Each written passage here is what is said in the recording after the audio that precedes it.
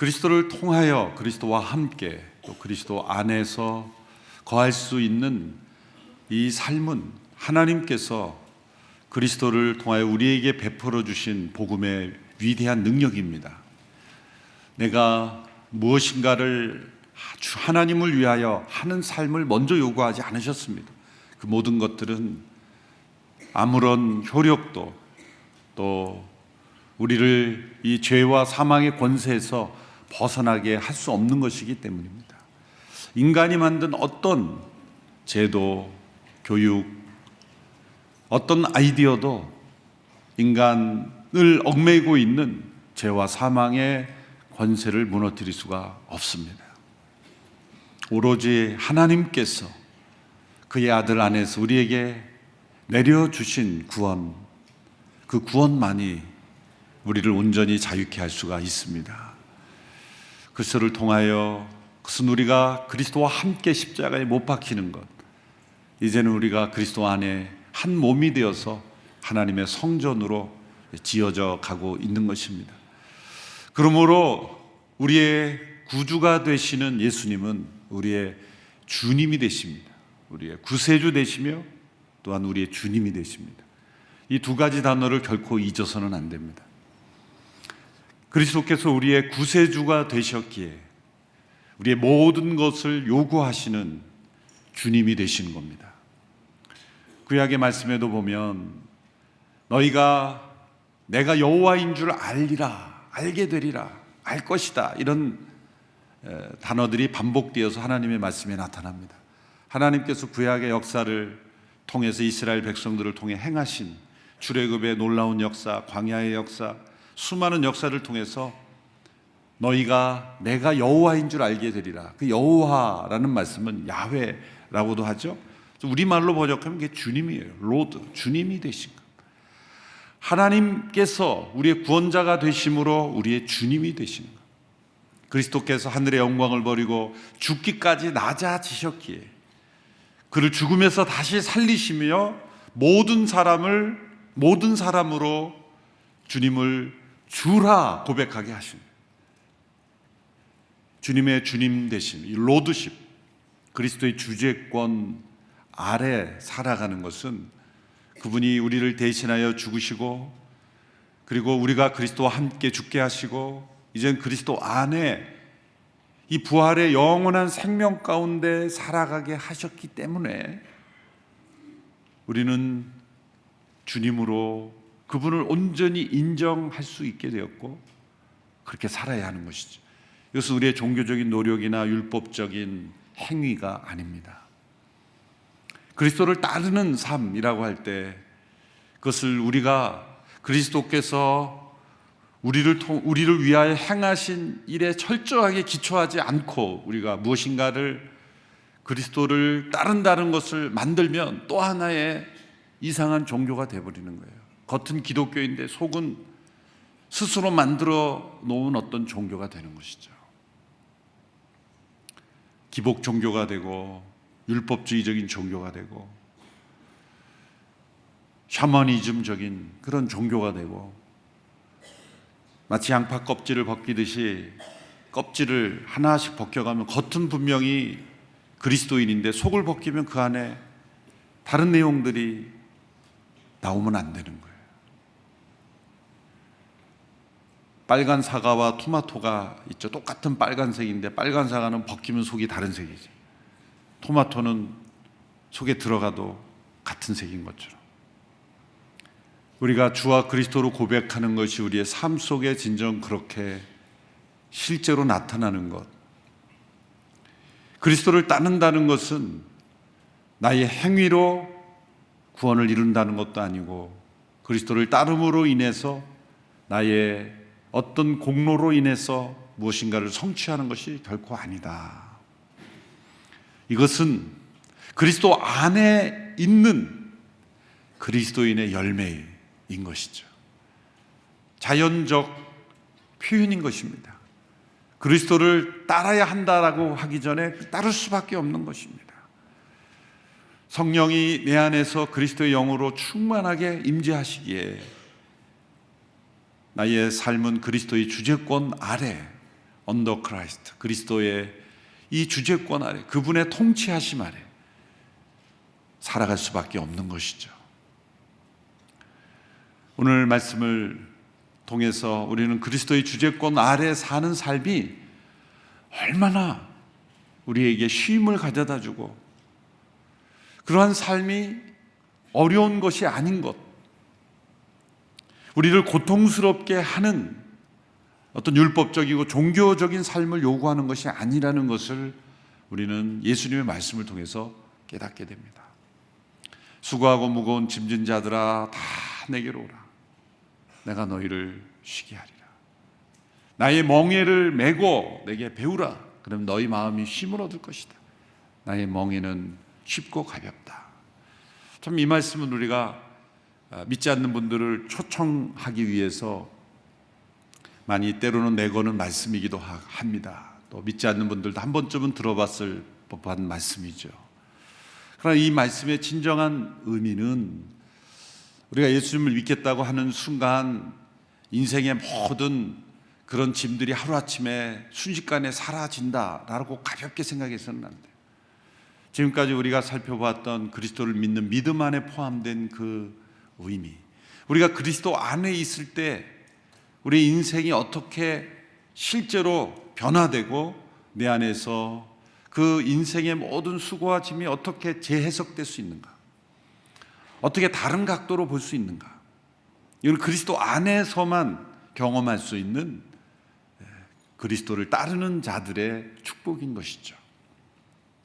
오늘 말씀에 보면 나의 멍에를 메고 내게 배우라. 그러면 너희 마음이 쉼을 얻으리니. 나의 멍에를 매다. 이 그리스도의 멍에를 맨다는 것, 이것이 핵심적인 예수님의 말씀입니다. 그리스도의 멍에를 메고 따르는 것. 이 멍에라는 단어 속에 여러 가지 예수님께서 주신 메시지가 있는 것입니다. 이 멍에란 우리가 하기 원치 않는데 원치 않는 일을 억지로 해야 하는, 우리를 고통스럽게 하는 그런 것으로 연상되기가 쉽죠. 또 멍에라는 그 자체가 가져다주는 우리를 구속하고 우리를 얽매이게 하는 그러한 의미가 분명히 담겨 있습니다. 그러나 무엇에 얽매이는가, 무엇에 구속되고 무엇에 붙잡혀 있는가가 우리를 정말 고통스럽게 할 수도 있고 우리를 정말 새롭게 하고 우리를 변화시킬 수도 있는 것입니다. 그리스도 안에서 그리스도께 온전히 매여 있는 멍에를 매는 것이 우리에게 쉼을 주신다. 그리고 그 멍에는 어려운 것이 아니다. 분명히 주님께서 말씀하셨습니다. 어제 말씀에 자기를 부인하고 그리스도를 따르는 길에 또 다른 표현이 사실 그리스도의 멍에를 지는 것이다. 사실 같은 맥락의 말씀을 다른 표현으로 하신 것이라고 말씀할 수가 있습니다. 그리스도의 멍에란 무엇을 의미할까? 첫째로 이것은 온전한 항복을 의미하는 것이죠. 당시 로마인들은 이 반항적인 종족을 정복했을 때는 그들을 멍에 아래로 지나가게 하는 풍습이 있었다고 합니다. 그래서 정복당한 자는 그 승리자의 멍에 아래 있다라는 그런 비유적 표현이 사용되었다고 합니다. 그리스도의 멍에를 맨다. 그래서 그리스도께서 나를 온전히 정복하신 승리자가 되었다.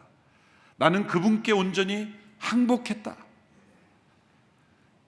나는 그분께 온전히 나의 모든 권한과 주재권을 내어드렸다. 그분이 나의 온전히 지배자다. 온전한 지배자요, 그분이 승리자요, 그리고 나는 그분께 항복했다라고 말씀하는 거죠. 믿음을 여러 단어로 표현합니다만 진정한 믿음이란 신뢰요, 의지요, 여러 가지로 표현할 수 있지만 믿음의 절정은 온전한 항복이다. 항복이다. 완전히 하나님 앞에 항복하는 거예요. 야곱이라는 사람의 생애를 보면 발꿈치를 잡은 자라는 그 이름의 의미대로 무엇인가를 부여잡으려고 그렇게 태어나는 그의 인생부터 시작을 해서 그의 여정을 보면 언제나 그런 승리자가 되기를 원했어요. 형과의 경쟁에서도 승리하기를 원했어요. 장자의 축복을 가로채려고 했어요. 아버지를 속이고 장자의 축복을 가로챘죠.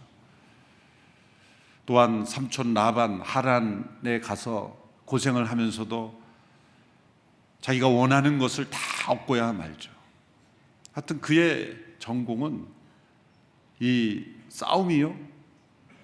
그러니까 모태로부터 싸웠으니까. 형과 그 이삭의 아내가 쌍둥이를 임신했을 때 그 태중에서 두 아이가 서로 싸웠다 그랬죠. 그 싸움의 본질이 뭘까요? 어쩌면 서로 먼저 나오려고 싸운 것이 아닐까. 야곱이 발꿈치를 잡았다는 걸 저는 이렇게 좀 이상한 해석이지만 이렇게 해석합니다. 왜 발꿈치를 잡고 나왔을까? 같이 나왔다고 주장하려고. 나는 결코 동생이 아니다. 나는 동생이 아니다. 나는 같이 나왔다. 이 끊임없는 이 움켜쥐는 본성, 그 야곱의 그 DNA 속에 숨어 있는 끊임없는 이 승리자가 되고 정복자가 되려는 그의 노력. 결국 그는 하란에 이르는 여정까지 가정과 친척 모든 사람을 다 KO시키고 승리자가 된 것처럼 보였죠. 하나님께서 그를 야복강 나루터에서 찾아오셨을 때 그의 환도뼈를 위고시켰죠. 사실 에서의 그런가 공격해올지 모르는 위협 속에서 홀로 남아 어쩌면 스스로 나만은 살아남겠다고 하는 그 이기심으로 홀로 숨어 있었을 때 하나님께서 그를 찾아오셔서 그와 싸우시고 그의 환도뼈를 위고시켰어요. 왜 환도뼈겠습니까? 치시려면 그냥 목을 치시지. 왜 환도뼈였을까요?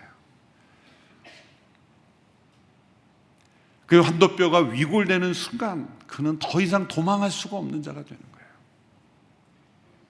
그에게 남아있는 어쩌면 마지막 자산은 건강한 두 다리, 도망갈 수 있는 그의 능력.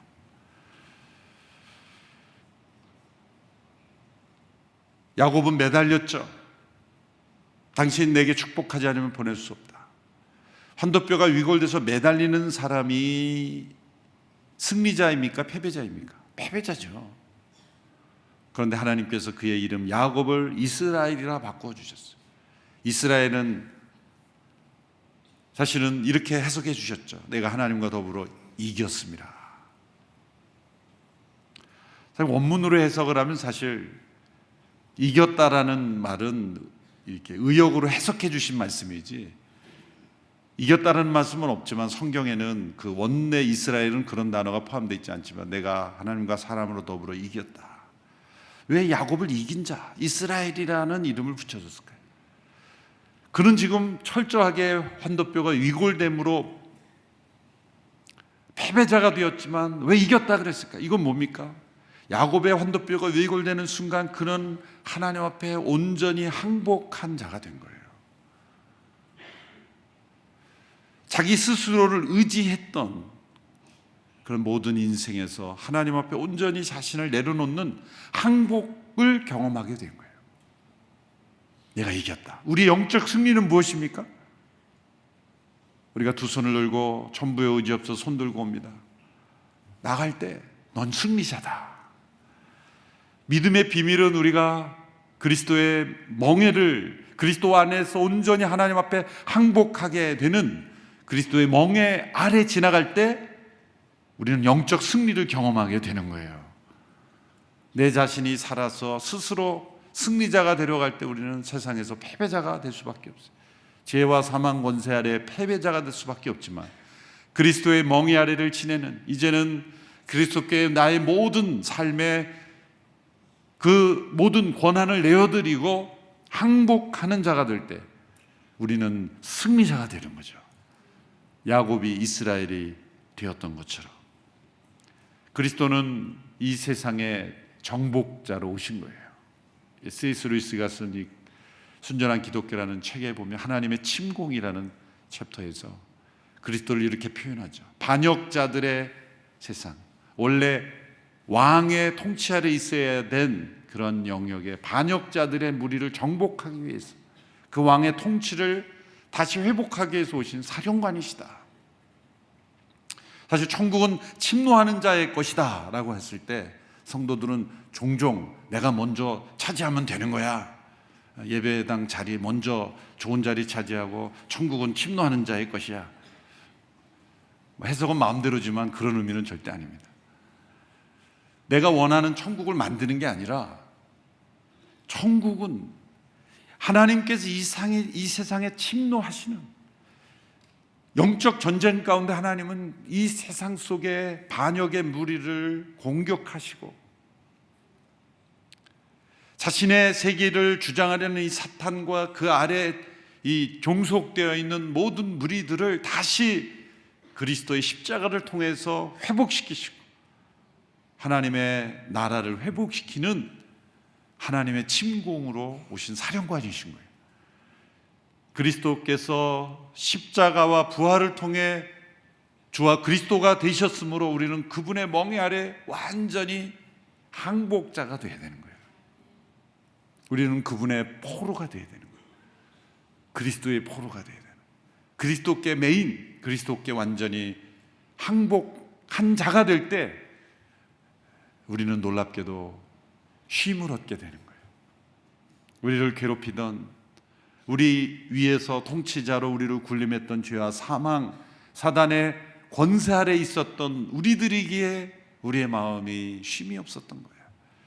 진정 우리를 온전히 통치하실 수 있는, 생명으로 통치하시는, 사랑으로 통치하시는, 공의로 통치하시는 그리스도께서 우리의 통치자가 되실 때 우리는 다윗에게 약속한 영원히 견고한 나라 가운데 주님이 주시는 평강을 누릴 수가 있는 것이요, 온전한 항복. 이것이 그리스도의 멍에라는 단어 속에 감추어진 의미입니다.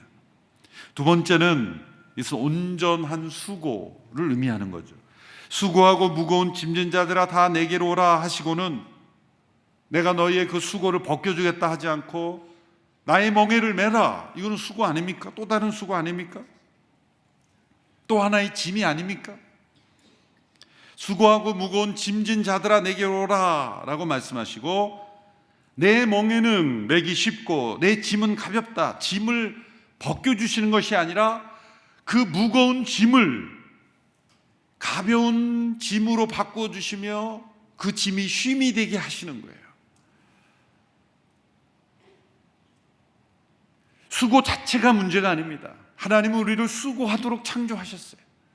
세상의 만물의 통치자로 창조하실 때 우리는 이 만물을 정복하고 번성하고 일이 없는 세상이 천국이 아니라 일을 하지만 일이 고통이 아니라 이미 기쁨이 되고 일이 축복이 되는 것이 천국입니다. 어떤 분들은 천국에 가면 이제 아무 일도 안 하고 그냥 놀기만 한다고 생각하는 분들이 계신 것 같아요. 실제로 여러분 아무 일도 안 하고 그냥 놀기만 해보세요. 처음에는 좋지만 시간 진짜 놀아본 분들은 그 힘드시대요.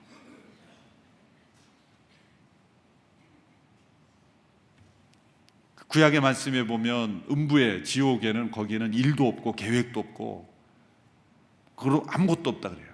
그러니까 이 땅을 지옥처럼 살면 일도 없고 계획성 없이 아무렇게 사는 거예요. 지옥처럼 사는 거죠. 하나님께서 인간을 창조하실 때는 수고하지 않는 그런 인간으로 창조하신 거 아니라 수고가 죄가 없었다면 수고가 우리에게 짐이 되지 않는 거죠. 땅에 번성하고 생육하고 땅을 통치하는 이 만물의 영장으로 하나님께서 맡기신 이 피조 세계를 통치하는 하나님의 대리인으로서의 그런 권위를 가지고 하나님의 권위 아래 우리가 있었다면 그 수고는 짐이 아닌 것입니다. 우리의 수고가 짐이 된 것은 죄 때문에 짐이 된 거예요. 아픔이 되고 고통이 되는 거예요. 수고하고 무거운 짐진 자들아 다 내게로 오라 나의 멍에를 메라 그랬을 때는 우리가 행하는 모든 수고가 짐이 아니라 쉼이 되는 것입니다.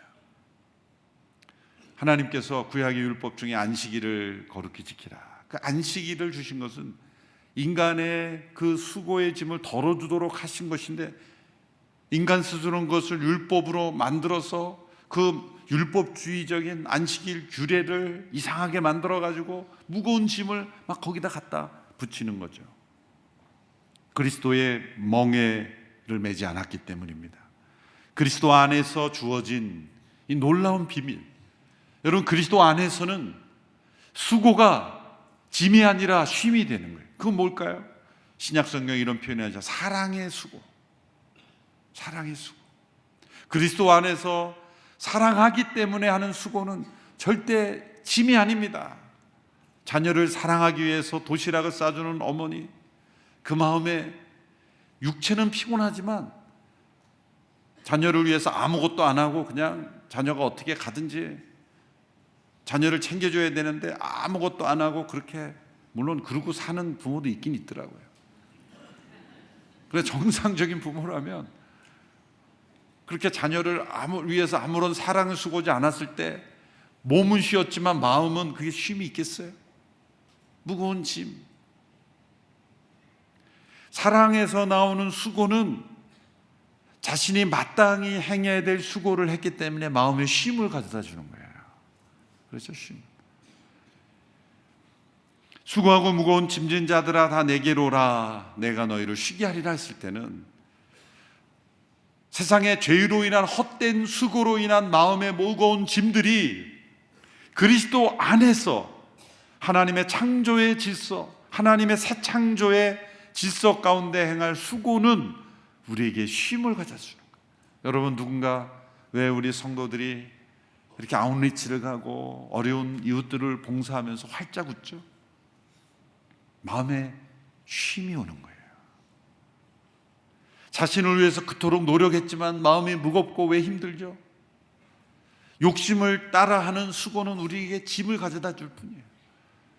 그러나 그리스도의 멍에를 메고 그리스도 안에서 그리스도와 함께 그리스도께서 주시는 그 마음을 가지고 행하는 수고는 놀랍게도 몸은 피곤해도 마음에는 깊은 쉼이 주는 거예요.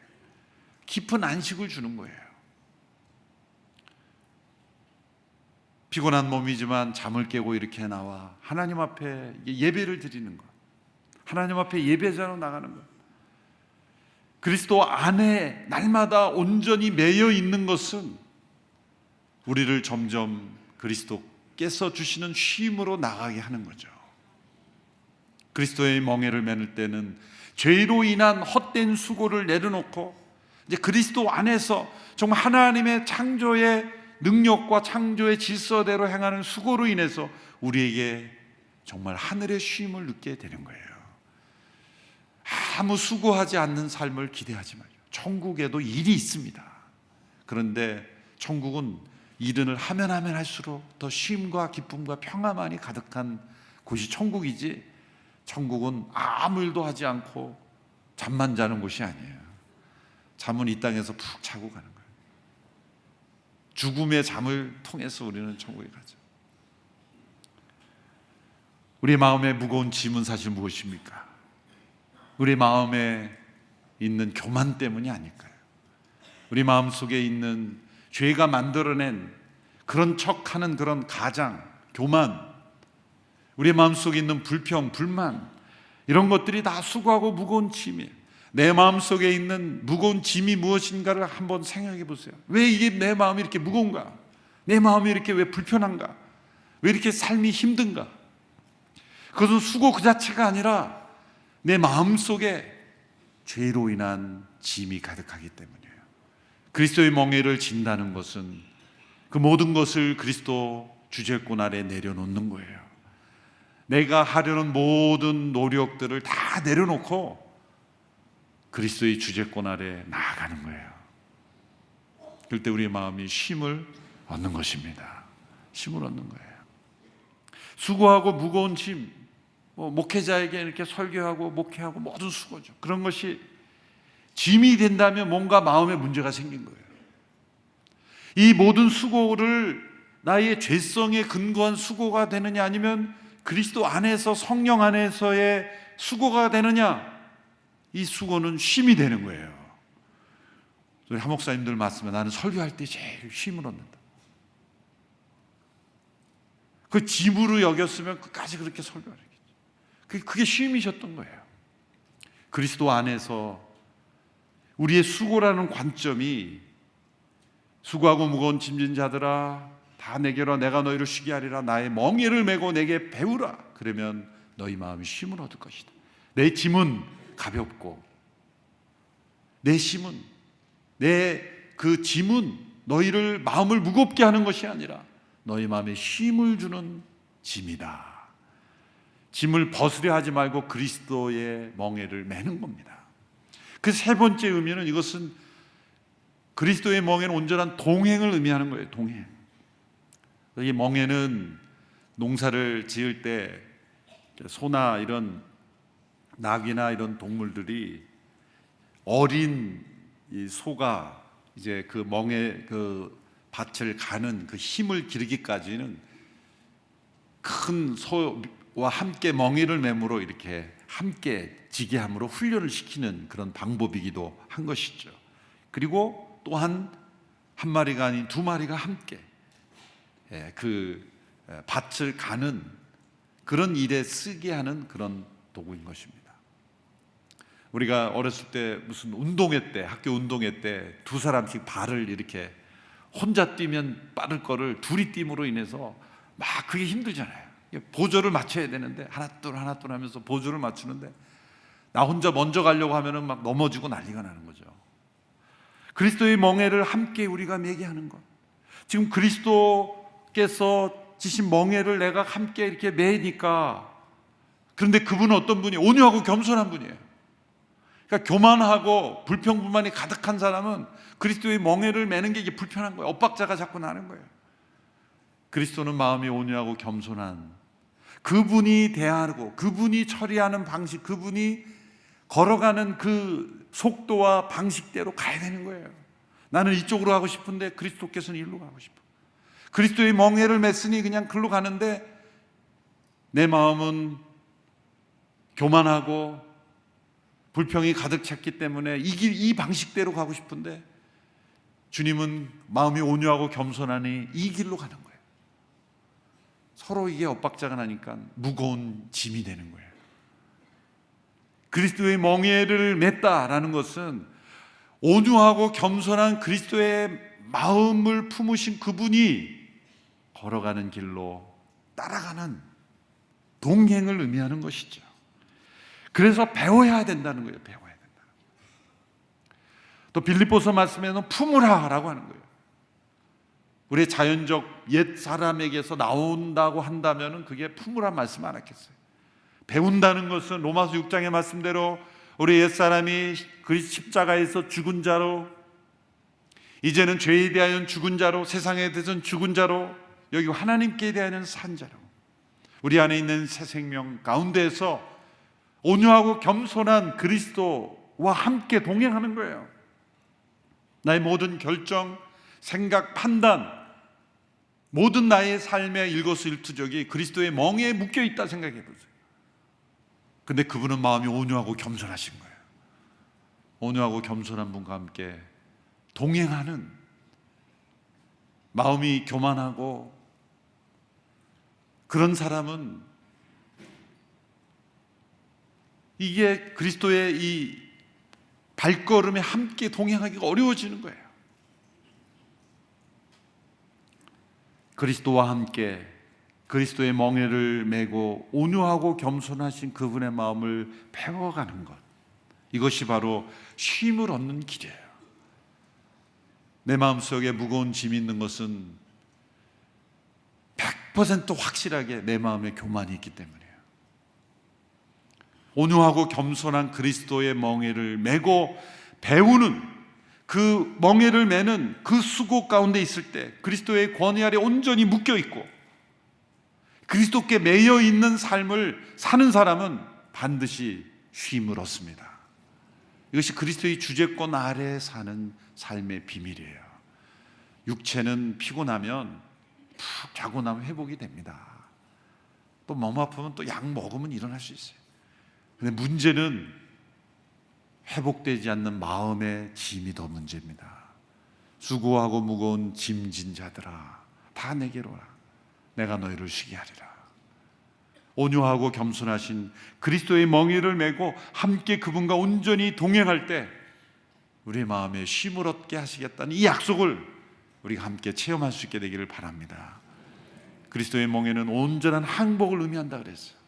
완전히 항복하는 거예요. 주님께서 나의 승리자가 되십시오. 너는 완전히 패배자입니다. 그리스도께서 나를 온전히 정복해 주십시오. 하나님께 정복당한 만큼 우리는 행복하게 돼 있어요. 내가 살아서 스스로 통치자가 되려고 할 때 우리는 불행할 수밖에 없습니다. 하나님이 나의 온전한 통치자가 되어 주십시오. 하나님께 온전히 항복합니다. 영어로 표현 surrender, 완전히 내어드리는 거예요. 완전히 항복하는 거예요. 그게 그리스도를 믿는 믿음 안에 그리스도 아래 살아가는 거예요. 왜? 그분은 우리를 대신하여 죽으시고 주와 그리스도가 되셨기 때문에. 그리고 그리스도께서 지어주시는 수고, 그리스도 안에서 새 생명으로 인한 수고, 생명의 수고, 그 수고를 할 때 우리는 쉼을 얻게 되는 거예요. 그런 날마다 온유하고 겸손하신 그리스도와 동행하게 될 때 놀랍게도 우리는 마음에 쉼을 얻게 되는 거예요. 우리 마음의 모든 무거운 짐이 가벼운 쉼이 되기를 축원합니다. 이 땅을 살아가면서 어떠한 삶의 고통이 다가올지라도 그리스도의 멍에를 매는 순간 우리는 참된 쉼을 누리는 삶을 누리게 될 줄로 믿습니다. 그래서 그리스도 아래 사는 삶은 참된 행복이요 기쁨입니다.